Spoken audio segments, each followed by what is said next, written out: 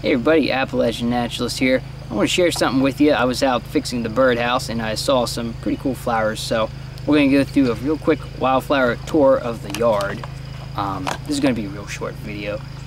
I'll do a more in-depth video on some of these things, and I'm going to try and get some good pictures of some of these flower parts with my dissection microscope for the botany playlist, which is what this will be in.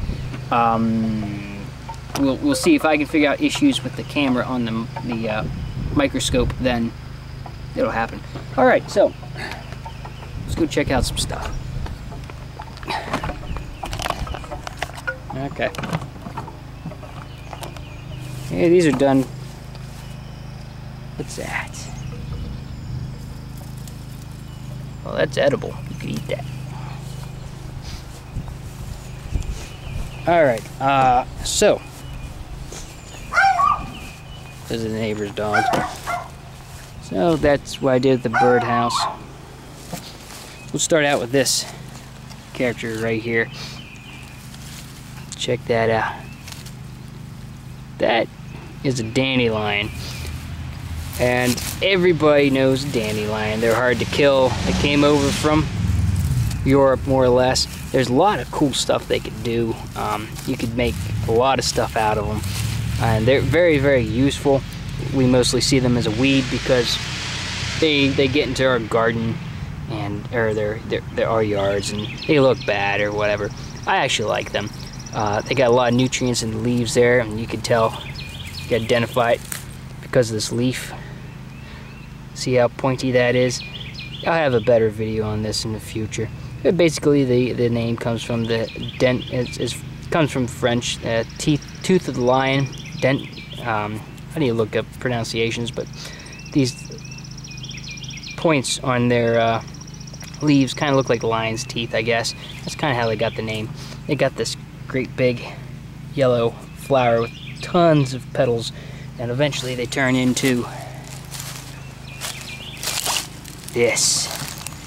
Yeah, every kid in the world knows what these are.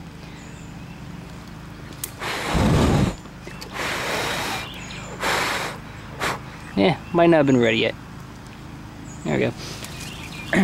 But what they do is they use these little seeds here, and they use the wind to disperse, whoop, there goes, their seeds across a wide area, so they spread easily and quickly.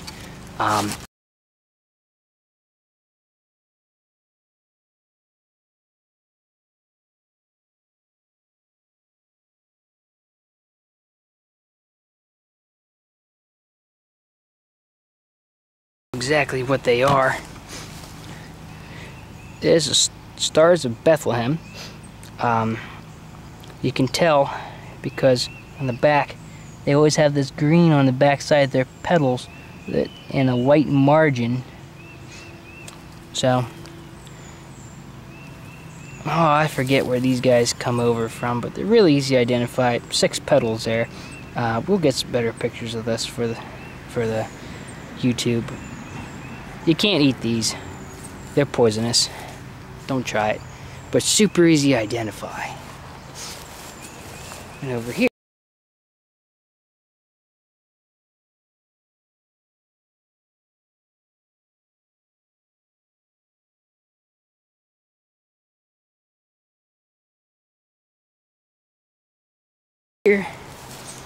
we got Buggle. There we go. Buggle, one of my favorites. So, they're part of the mint family, I do believe. I like it because they add a lot of color to the yard. They're all over the place. We got a lot of them. Later on, this entire part of my yard is that purple blue.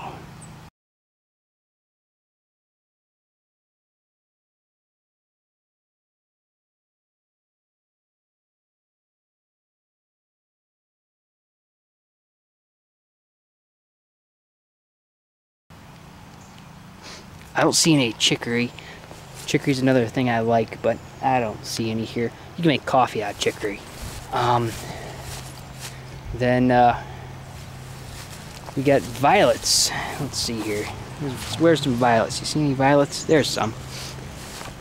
Alright, so this is a whole bunch of violets here. And I looked these up a while back. I don't remember exactly what type of violets they are.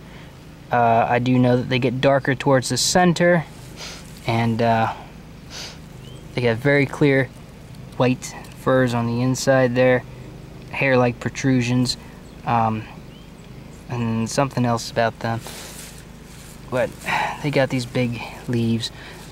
Honestly, I don't know my violets very well. Yeah, I forget. It might be marsh or common or something. But I like them. They add a lot of color to the yard.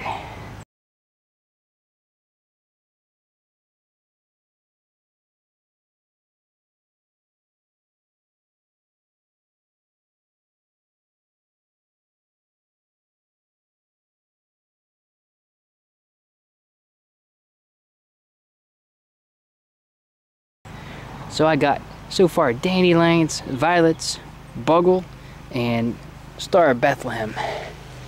And garlic mustard, which was that thing I ate earlier. So, yeah, I saw these guys and I thought, I'll just make a quick video. Nothing fancy. We'll do a better quality video in the future. But, yeah, they're neat. They're neat. Alright, so, till next time, get out of your yard. Ooh.